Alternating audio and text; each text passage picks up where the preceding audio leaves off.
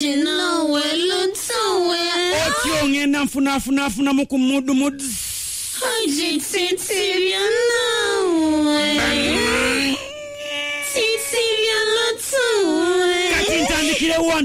Ntandikire wa Haji nawe tutandikeo kuchinyusi chenyine echa WOLOKOSO nyini aonawe Haji titiria sijja kugana.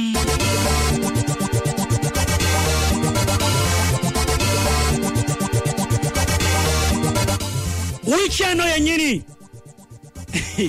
mwe abakozesa emikutu gyammwe egya interneti abalina zi WhatsApp, Twitter, Facebook ne Instagram mubadde mulaba ekiwandiiko ekijja kitambula nga mpozi giyite draft eyakoleddwa ekitongole wamu ne akakiiko oba akalungamya mu Ministry ya Culture mpozi nga kugase ne Minister yennyini omukyala Peace Mutuuza mpozi n'akakiiko ke era nga mpozi erimu draft gye bakoze eno egenda kubeera mpozi nga ebirimu byandifuuka amateeka aganaalungamya abayimbi bannakatemba ko n'abo abakola erimu mpozi egy'okuyiiya bayite ba artists.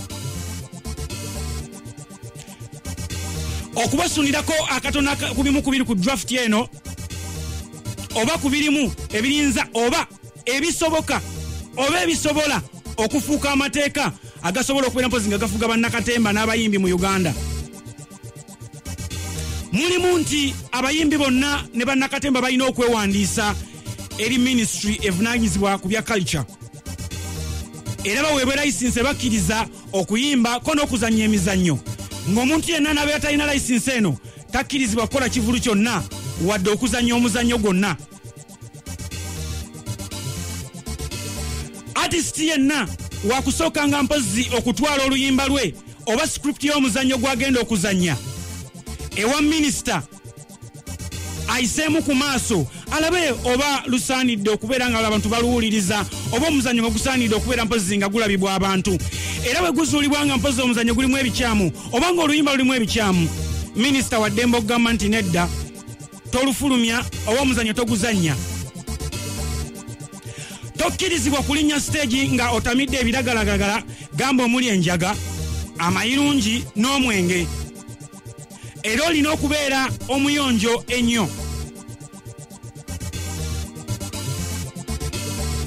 Omuyimbi yenna oba munnakatemba okuteekayo ekivulu kyonna olina okufuna olukusa okuva mu ministry batwala kakubeere kugenda kukola shows ebweru wa Uganda minisita yalina okuwa clearance ate tokkirizibwa kukola shows zisukkamu emu olunaku ng'oli wano e Uganda okujjako ng'ogenda kusooka oyiseewo essaawa nga 4 ng'owummuddemu mubadde mukoowa nnyo.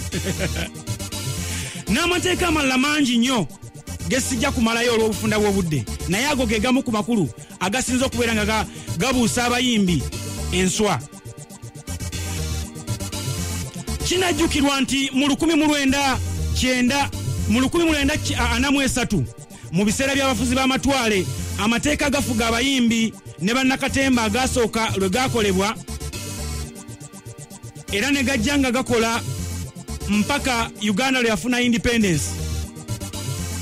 Wabula kigambibwa abamanyi ku by'amateeka nti Uganda bafuna independence amateeka gano gaali galina okukyusibwa naye olw'okuba nti ebiseera ebyo abayimbi abaaliwo baali tebatwalibwa nga kya muwendo na kikulu era amateeka ago tegafiibwako nnyo kati ge gabaddewo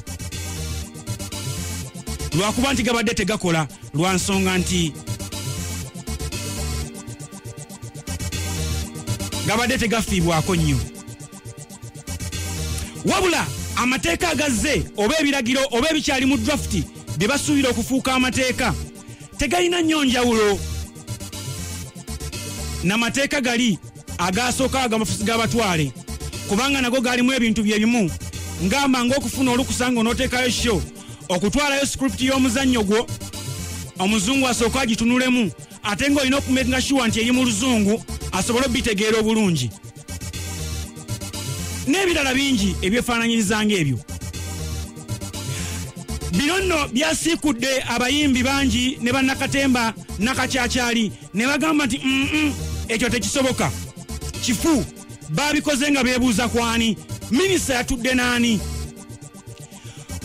omuyimbi Kulaman Kawoya enzaalwa y'ekireka nga mpozi ono ali ku kakiiko akakunga abayimbi mu byokwekulaakulanya n'okubeezaawo muziki waabwe akauma agamba nti batumyeyo mubaka ewa minisita omuyite omukyala Sophie Gombya Douglas Lwanga n'abalala batuukeyo babeeko balabe ekyo babalina ekinaabalungamya yabaddeyo ne wabayo abayimbi abagenze tubasukumeyo Sophie Gombya n'agendayo ne tusukumayo Douglas Lwanga n'agendayo ne Julius Kyazowa Swangi kati ntuwulira mbu Sophie yatugambye mbu bikola kuba upcoming nenga boogero balayisi ensoba bikisoto sola kyenjagala okubuulira kati osobola atandika kunyigiriza artist ng'oledi wakawe tumudefending sola copyright zo tekola mu Uganda kuno kimanyi titekola amasimu zi MTN zi Airtel zaani ennyimba zaffe bazikozesanga zikola tuni bikoze bitya owulira abantu babasasula bo balondamu abaana akuba kerere nti kamiliyoni oyo ayinza okuba kerere kundi ayinza okuba kerere ontegera kigamba bwe njagala mbuli UPRS kubanga yamukubidde ennyimba za Kulaman ku Simba kiwasola yali akubye essimu naga nti Kulaman jangu ono n'emitwalo kinaabirikako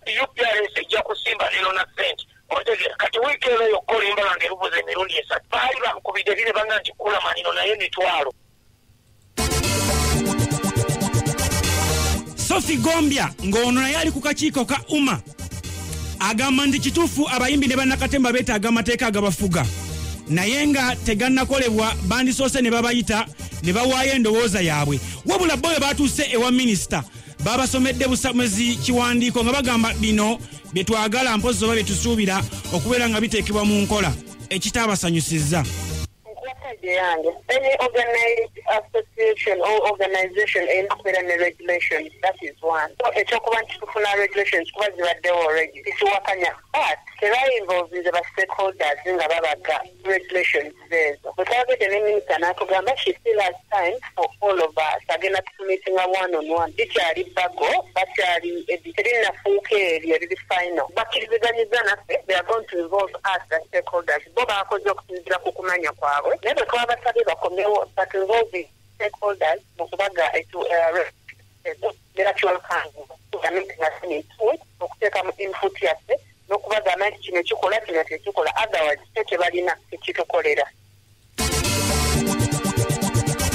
Kulaman yayongeddeko n'agamba mbu bwe baba nga kituufu bagenda kukola amateeka basooke bagenderere oba si kyekyo bakoleyo amateeka ga mirundi ebiri nga waliwo agafuga baapukamingi n'abo bamachuwa abakuliridde mu nnyimba mu kuyimba at least basobole okubalansinga the boat otherwise amateeka ge bakoze oba ye gasuubira okubeera nga gateekebwa mu nkola agakyali mu draft mafu nnyo. Emanyi ku bayimbi ekyo kyenjagala okukubuuza mwami Nsiri emanyi ebizibu ebiruma abayimbi emanyi bbeeyi ya vidiyo bwe zikolebwa emanyi odiyo obuzibu bwe tuyitamu emanyi processing nezitwaffe mwayita songwriter aluwandiikira ssente mmeka okuleka nga mugamba nti nga bwe twalonda wuma bwe tuba tulonda ministry wa music oyo agenda okuba nga addukanya music bwe tuba tumulonda okitegera kigamba naye gwe bw'obeezi n'ogamba nti kati mwami Nsiri yakulira ministry mwami Nsiri kikyamanyi ku biruma Kulaman amateeka gennyini agali ku lupapula olwo nga bw'oluyina mafu kati bwe tulonda minisita nga waali abayimbi tutaddeko ba Bobi Wine omuntu amanya ebiruma ba artist ye kyasooka kutunuulira lupapula n'amanya nti wano Kulaman tayitawo wano kamiliyoni aba tayita wano Juliana Lumukosa wano upcoming aba akosebwa n'agamba asobola obaga amateeka n'agamba etteeka likole ku bayimbi abakulu kino likole ku bato kuba amanyi wasula waliyo amateeka ng'omuyimbi omukulu agasobola ng'omuto tagasobola gamunyikiriza. Bwe twatuuse ku ky'okukola show emu olunaku agamba nti tekisoboka lwa nsonga bo bakola mmere ya leero akawogo kabeera kalinyiddwamu ekyo nakyo n'agamba kifufululu. Bituukiriza olwedde bifu tosobola gamba nti muyimbi omwayimba eshemufu watya nze munjiyimba kasanga kiŋŋendera mbadde njiyina namasuba kyogamba sisobola zituukiriza ezo sho tesi bagambe bugambe nti bapromota tebaddamu kulanga muyimbi nga tebafunye siginikyali tebakoze endagaano nti ŋŋenda kujja nze ku Christmas bankubira sho za mirundi nga 3 nga sizimanyi nga waliwo ey'ebundibujo sigimanyi nga waliwo n'endala erijinja nga bansimba nga netwayivu zivuga oli nankubira nagamba kulo jenu mwana tukwesoze konzewa nje jinja konza ate wante kukwinizi Paris nga sho sigimanyi. bwe twatuukiridde Honorable Katolwama nga mpozi ono ye Minister wa Culture mu gavumenti eyekisikirize mu Parliament. Mpozi y'ekiwandiiko kino agamba yakisanyukidde nnyo, yagambye nti tukole etteeka erigenda okubeera mpozi nga ligoba abantu abeerimbise mu mulimu gwaffe nga tebalina gukola nga bagwerimbise mu lwerimbisi olw'obubbi. Tuwaliwo excitement generalozeza yali badejja mu bantu nti ate bagala okututeeka oyo naayogera nno talina na kibiina mwazanyira ne Katemba yakamuyingiramu omwezi gumu beefuula mbu babaleetedde etteeka erigenda okubabonyabonya ugamba abo bamasqueraders abayingidde mu kintu kyaffe abagala okukifuula ekizannyo leka tukole etteeka abantu abamu abatateekeddwa kutubeeramu bafulume.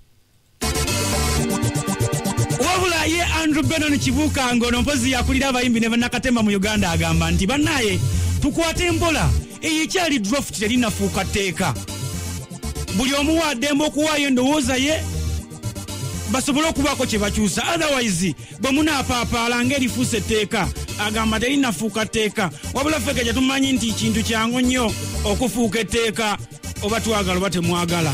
Kiwandiiko kino nga tukikwata bulungi eyo draft libeera bbago terinayita era si kyankiso kiri open. Abantu kye mbakubiriza takyebalama bagisome tulabe ekirungi ekigirimu n'ekibi ekigirimu. Regulations ziteekwa okubeerawo buli society ne kati ffe nga bannannyini industry ffe tulina okulaba nti regulations zebatuleetera zitugasa birungi ki ebizirimu zirinaba kuyisibwa era zikyasobola okukyusibwa kasita tunakyenyigiramu. Bwe tukyakyenyigiremu zijja kufuluma nga zitunyiga. Amateeka tugenda kusooka ffe gadisikasinga nga ba artist ffe tugenda okuwa ministry kyetwala mu parliament tusigazaako kopi. Ekirungi mu parliament eriyo bannaffe.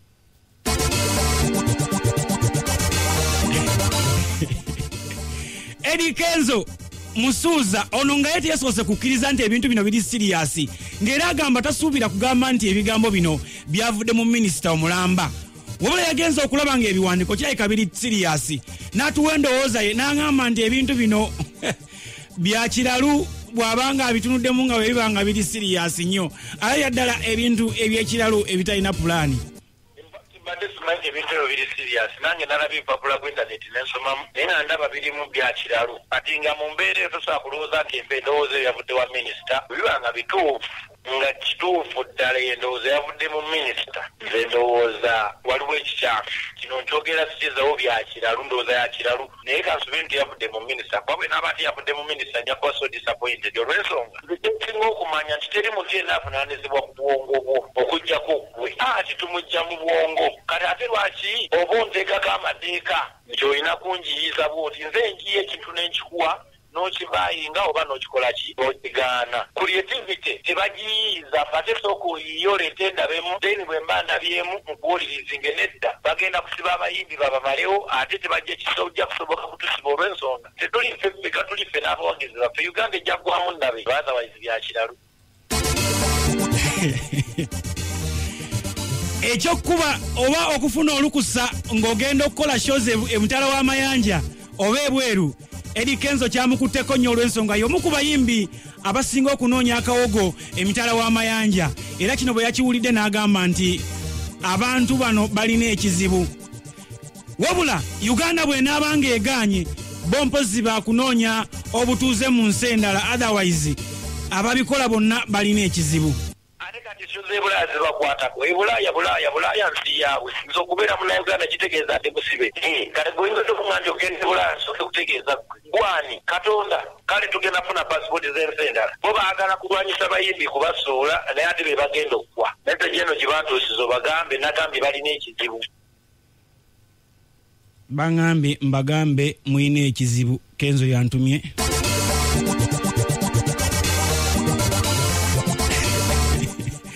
Dr. Ildeman ono nga naye ali omu kakiiko kali ke nakutegeezezaaka umma agamba nti kya buswavu nnyo kubanga ye tamanyi na minisita wa culture era nga tamanyi oba amateeka gano oba draft eno yagikoze nga alina bbaawe mu kisenge nga bba abayimbi tebakimanyi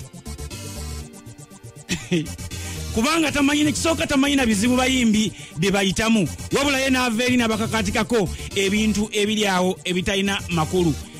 Mwami Ulamani ntwala omukisa guno okutegeeza minisita akutwala ye mukyala Peace Mutuuza. kintu Dr. Hilderman kisimanyi na minisita wange wa culture kitegeeza nti minisita wa culture takoze mulimu mu ba artist obwo bunafu bulaga nti minisita okuva ku ministry eyaffe tutwala tamanyi na bizibu byaffe yatudde butuuzi oba nebbaawe simanyi bwaba musajja ndooza yatudde ne mukyala we ne bagamba kino na kino kisaanidde teba stakeholder mu industry ya art gwatwala oba culture si kuzina buzinyi bakisimba si kumanya nti omufirika ayambala mbugo mbutu improving embugo culture involving ebintu bingi culture akyuka okuba nti minisita tukola n'ebivulu naye n'oteegodana kumuyita kitegeeza twabavaako dda tetubamanyi na bamanya abo bantu tebatumanyi wabula essaawa eno bajjayo omuggo bakube naye nga gw'oggyirayo omuggo obadde obeera naye n'afuuka oba maybe ekisasalala omwana nga tomugunjudde tetubaddewo nga tuli ba ttiimu kyerandiza twerandiza bwerandiza kibi nnyo okuba nti toweredde mwana school fees n'atuuka ofuna masters n'oyagala bakuwa akazindaalo yogereko eri eggwanga oba eri abagenyi be. Dr. Hilderman agamba mbu kino kye bakoze kubeera kusobya ku bayimbi na bannakatemba era n'ategeeza nti mwe abayimbi abaleyo mwenna temweyibaala oba mwagala oba temwagala kino mwenna kibakwatako mwandibadde mwegatta kukozeemu buswavu nnyo okuba nti minisita essaawa eno tuguladuweetinze nga tuli mu mbeera ey'okunyigirizibwa n'ofunayo olukumi n'obuteeka mu indasitule n'oteekako ejjinja ku indasitule nti essaawa eno balaba nti indasitule guladuweetinze baagala kujja balage nti begataata otunula mu kiwandiiko ekyo tebakulaga nti artist anyigirizibwa wano na wano nze nga ndi ku radio simba eno ngenda kukubuulira music industry ne entertainment industry yaleepingiddwa olunaku ekiwandiiko kino lwe kyafulumye they raped the industry era artist yenna ali eyo ampulira essaawa eno ng'obadde omanyi nti tojja kutuukibwako ogenda kutuukibwako oba ntwale tuyimirirawo nga banyikiriza ba artist abamu ne tulowooza nti maybe kikwata ku bo but buli omu agenda kutuukibwako. Dr. Hilderman agamba nti yasaasidde nnyo Pulezidenti Museveni lwa nsonga kebakutte ku bayimbi ebbula ly'emirimu ligenda kweyongera mu Uganda lwa nsonga omulimu gwa music gubadde guwa abaana bangi omulimu n'ebyokukola ne kibalema kubeera nga babeera idol naye kati obwa idol bugenda kweyongera nnyo mpozi n'okuba obutayimbwa. Entertainment industry yokayoka Uganda oyo minisita n'omukyaza mu kumpewaawo n'omubuuza statistics abayimbi bali bameka bannakatemba bali bameka tazirina naye tuli mu mitwalo n'emitwalo tebakoze kwongerako okulaba nti tufuuka miliyoni wabula ate baagala babakendeeze bafuuke 1,000 abantu abo bonna babeere unemployed si bayimbi bokkuba bannakatemba naye abantu betukozesa buli concert lwebeerawo babeera mitwalo n'omuti ngenda kubuulira Christmas yokka abantu abakozesebwa nga batutegese ebivvulu bali mu millions and millions naye kati gwogamba nedda ababaganira ebaba bali mu millions twagala tubikendeeze ebivvulu ebibadde bitaano mu Uganda bifuuke ebivvulu 1,000 so when you unemployed people nga toluubiridde kwongerako kibi nnyo eri eggwanga era President Museveni musaasira nnyo mwana. Agamba nti si kibi okwewandiisa naye ate okukwata ebintu by'ayiyizza abikwata abitwalire minisita mbu babisengejje kati ye tamanyi bukugu ki bugenda kuyitibwamu criterias kye zigenda okuyitibwamu okusunsula n'okusengejja era abakugu bagenda kuvaawa.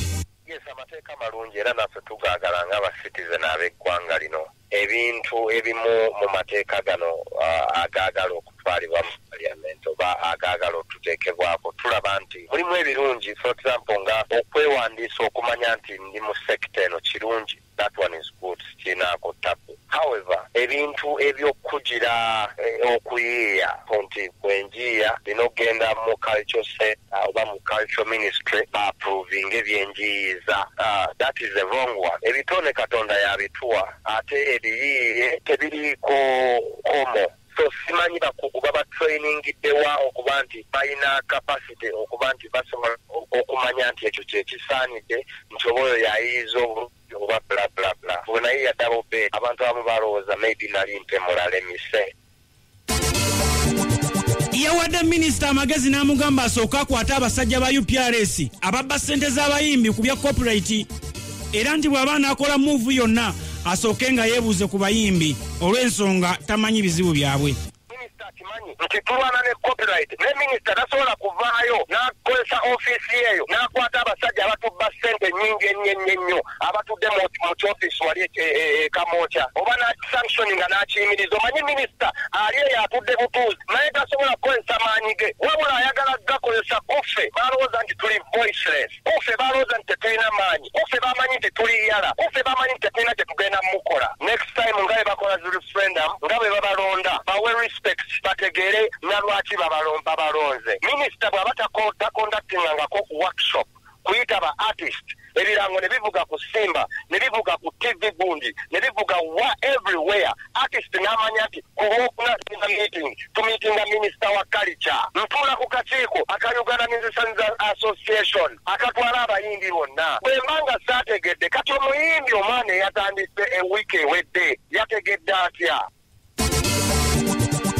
Dr. Yula Manira ekiyaga yambuuziza ebibuuzo bingi naye nange byannemye okuddamu wabula n'ategeeza nti bino byonna bikolebwa under political influence naddala ku lwa Bobi Wine yekazaala bulwa owa bino byonna ne tukola oba ofunyeyo $10 oba 10 billion za Uganda nsagala minisita agambe nti bwe mubadde mukola kino na kino ne kitatuyisa bulungi ku boda ya Uganda tuyita ku airport tuyita wherever we tuyita ne tugenda ne tusaka ne tujjayo ssente ne tuzireeta Uganda abo abantu bafa balina ekiruubirirwa lwakuba bo tebakukyogereko their political agendas minisita bw'agamba nti omuyimbi akole shemu bwe yabadde ne mu lukiiko olwo yakoze meeting emu olunaku oba njagala okubuuza omulimi w'emmanyi bamugaana okulima kasooli oba bamugaana okulima enva ezigendera ku mmere gy'anaalya bapuliida babawa regulation balina okukwata emisango emeka omwaka oba olunaku alina kuwoza mu kooti emisango emeka ebintu bye balese indirectly nga babyemaneti nga biva ku mbeera ya Bobi Wine nga gyatulugumizibwako ssaawa eno.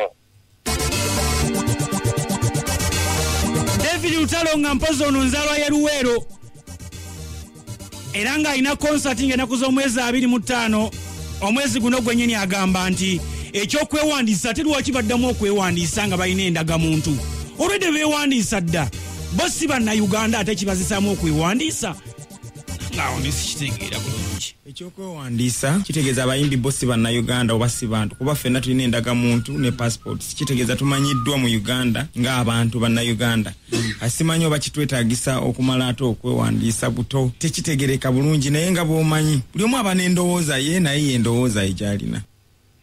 David Lutalo mpozi ngono muyimbi nnyo agamba nti amateeka amakakali gandi mujja mu by'okuyimba era gwayagala okumulaba jangu mu concert ye kubanga eyinza okubanga eringa okubanga yesembyo singa tewabaawo kitereera naye nga kyemmanyi nti abayimbi engeri gye batambulira mu swaga oluusi boogera n'ebintu bye batalina oli naye kuba ttatu n'agambye eno ya bukadde 10 nagikubye nagijje bunziniya nagikubidde jembe kakati eryo swaga bwe lityo litiisiza gavumenti simanyi kwega beekengera ne bagamba nti akasemba nze neetegeka kuva mu kuyimba lwaki anti waliwo ebitasoboka kubanga music performances mwetujja ejamba mwetujja eziwerera abaana performances tebazijjeewo anti netokirizibwa kukola essuka emu tolaba sente mpozi baagala buli show tugikole million 10 nga tonava mu kuyimba buuliza okubanga yeno show yesembayo kola abaki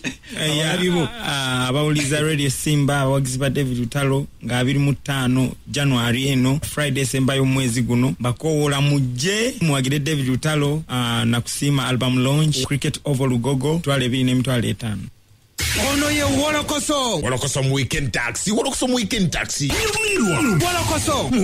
taxi zavugiddewa ani gwe bakutte naani ani yakumenya ukani yonna mu Wolokoso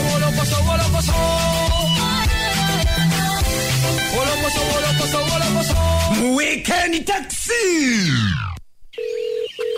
Hello? Hey bro, Hey. where's that money you were supposed to send me, man? I'm here having a rough time up country, man.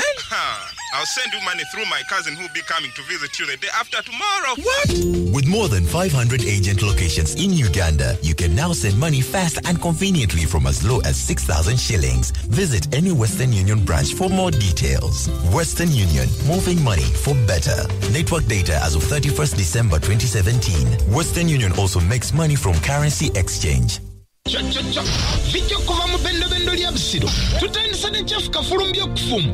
Nga tutegeeza engeri gy'okolamu ekijjulo mawuuno. To make a very good tasty chichuro, you need a succulent roast chicken cooked to golden brown perfection. Yagamba weetaga enkoko ekaliriddwa obulungi n'emyuka. Thereafter, you put some spices. Yatugamba bw'olina okuteekamu ebirungo. Ossa ne bino wammanga. Matoke, granuts and fresh vegetables. Basi yagenda mu maaso n'okutusomesa. But for it to be complete, you need this. Yagamba ekijjulo kyonna kiba kijjulo nga kirina kino.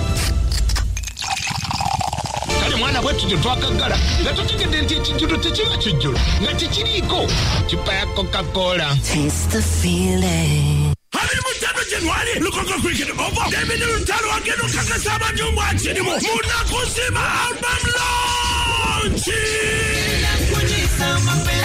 Oginye mtwale bidi, bie mitwale tano. Abili mukaka Januari, Golden Hotel mkono kumutwalo. Abili musabu Januari, eluwero kukaro mujisawe kumutwalo. Bili Februari alimumende msawe, mwenda Februari chotela. Kumi Februari mbarada, yuna kumutwalo kumo. Kumi nanja Februari Valentine's Day. Adiko Freedom City kumutwalo. Ikanidwa kurema na makula. Are you planning for the future of your child and looking for the best school that will provide a holistic education? Crim Hill Nursery and Primary School is the answer. Unique in providing a welcoming and stimulating environment that promotes creative learning through access to a broad and balanced curriculum. Crim Hill is a day and boarding school registered by the Ministry of Education and Sports with a UNEB center number. The school fees are affordable. At Crim Hill, boarding pupils are provided with mattresses. Call us on 0782-556884.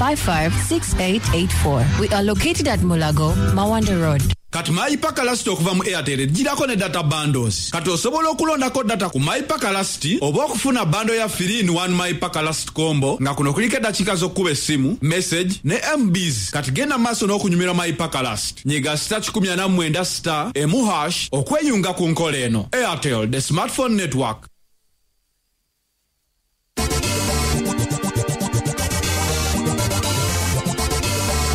Boterevo oli kuchenda musamba kasira satu fama mwafe Radio Simba empologome nunje edembe yona josinda okulango uliza tugamba nti okola kyakabinyo Exodus College School mpoze wa Kiso campus eri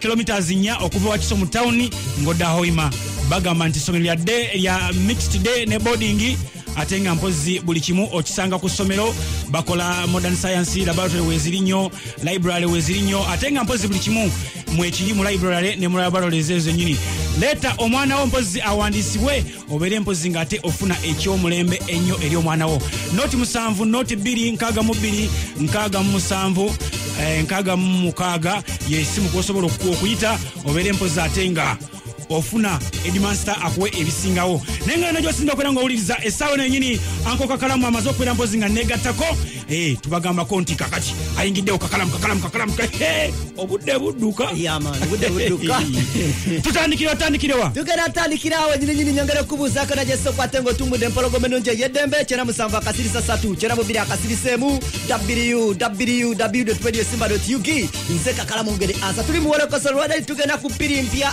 speed HK cha gurunyo solo kupatenga tubimalayo wiki ewedde nali wanana nyini nekutegezaako ku sente akawumbika muno kusoma ezaizi no kubatenga zifunibwa eriba promoter abali abategeka Bobi Wine wadenga bwafuso obuwumbi bubiri okusinzira ku big size kyagamba haya basi wabula ebibulu bino ne bitabeerayo era wakati mu kino tone sempijja sakone arubeno ne kibuka neba kiwoma mu mutwe okugonjola ensonga zino butya bwe bayinza okubatenga bafuna abantu bano kudizibwa sente zaabwe kino kibadde kisubirwa okuggwanga na kuzomwezi 28 omwezi gwa January guno gwenyini gwe tulimu wabula kyandibanga kiyiseemuuko oluvannyuma lw'ebigambo okuyitingana wakati mu wiiki eno nti Balam ate ayina we yayise okutegeka meeting ey'enjawulo meeting y'enjawulo okusosola abapromoters abo tone sempijja kino kyatayinza kukkiriza yadde akamu n'akatono Jaina access nene nnyo okusinkana president. Nnyo obusobozi bw'amaanyi nnyo okusinkana president. Naye bw'aba tavanga y'okugamba president abantu bano baafiirwa. Nze n'ensala amagezi kiyenyi naye ne ngamba president abantu bano baafiirwa. Then ekyo ekintu kibeera kirala nnyo. Kati essaawa eno ne wabaawo ate abantu abalala abazze olw'okuba nti batuuse kuba tebagenda okuddiza bano bulijjo kyengoba oli n'akiyingiramu n'ajjayo enjala. Naye ng'ate sigamba ntateekananga ku president nga bulijjo abusinkana. Eyo ebintu bya njawulo. Onye mulimu abaakakifu n'ekifuula eby'ensuna. Muli bamanyira okubba nga balaba ddiiro bagenda kubba. Sempijja agamba nti kyatayinza kukkiriza kwe kulaba Balamu nga yeesembereza akasente kano kuba Balamu alina ebyafaayo bingi nnyo ebitali birungi nga mwe mulina ebya Moza Radio nga wawulira wano. Enjala saabavulu omusajja omugagga addira promota bonna n'abamalayo kati lwakuba alowooza nti yalina obusobozi ku pulezidenti Museveni yenkana tewali alina busobozi nga promota oba wabiggulu kusinkana pulezidenti Museveni nga si yakoze eki nga si yamutute era olabano buli kimu kyonna kyonna yakulembera sente z'abapromota ne ziweebwa tomanyi gye ziraga sente z'abayimbi tomanyi gye ziraga ne tugamba yiye omusajja omukulu omugagga mbatandika okubanja amabogo ga radio omugenzi nze nga neesiseemu njakumala kumuyita era ffe ng'ekibiina ky'abateesiteesi b'ebivulu twagala kumuyita mu butongole tumubuuza akana n'akataano okiba nga kituufu amabogo yagalya tuwandiikire polisi n'ebyokwerinda bonna taddangamu okutegeka ekihulu mu ggwanga mule kusasula mabogo ga rediyo tukyakinoonyerezaako omusango gyeguli. Naye abaffe yo meeting eyogerwako oba egeza kukwate nga eyogeza omukulu Tone Sempijja ebikankana yaliyo oba nedda Balamu kyakugamba katuze ebintu by'ekiralo tubeeramu nagituziza Roma nze nabadde Roma kati mba nakadate nentuza meeting kati nze gavumenti nze mwami Museveni akalamu nze mwami Museveni nze ntagala sente zambwerere sente zenyini ne president zemuwa nga simusaba olide nze mukulu mbamuwa kati naye ndi mukuziika naye kati nze ebigambo by'ekiralo sitera kwagala kubibeera mu lwansonga Tone Sempijja akola ekibuuzo mwami Balamu kyasembezaayo nga mbuuza mubulire Tone Sempijja akola ngani alinga azalawalanka Tone Sempijja kino ekibuuzo kino olwakiwulidde kwe kujjayo bwino w'omutembeeyi ate bwavaayo n'agamba nti nakoma okuteekateeka ekivulu mu mwaka gwa 1998 ku basende ya Paulo Kafeero kati n'omuwezi oyo Balamu abeera mu nsi kiddala ate akimanya nti kadongo kamu ekapeeka nga 18 ogw'ekumi 2015 nze namuteekateeka kati bw'owulira omusajja omukulu atandise okubba obubbi ate kiki ekimuluma afaaki omusajja oyo mugagga nnyo tewali atakimanyi naye tasobola kuwa statement egamba nti sente nakola 10 ku 10 nenfuna sente ezakola kampuni ya Minowote Juba naffe bajja kutwogeza ebirala tumanye sente gye bazijja bulijjo. Tone Sempijja ekintu Balamu eky'okumuwalampa kyamulumye nnyo bw'atyo n'alagira Balamu okumwetondera mangu ddala kuba amumanyidde ebbanga ng'ayina engeri gy'akukutamu n'ebikutiye bya sente by'ayagala okutegeezaako wano gye byalaga tule jaze kuŋŋaanya bikutiye nabijjanga eri nga byabakimbi byabapromota byabakukamingi nga yeneekolera bibye kibula Katonda tola kukubonereza byonna alina okuba nga yabba sente z'abantu bonna naye naba nga alina ekibonerezo ekimu kye yamuwa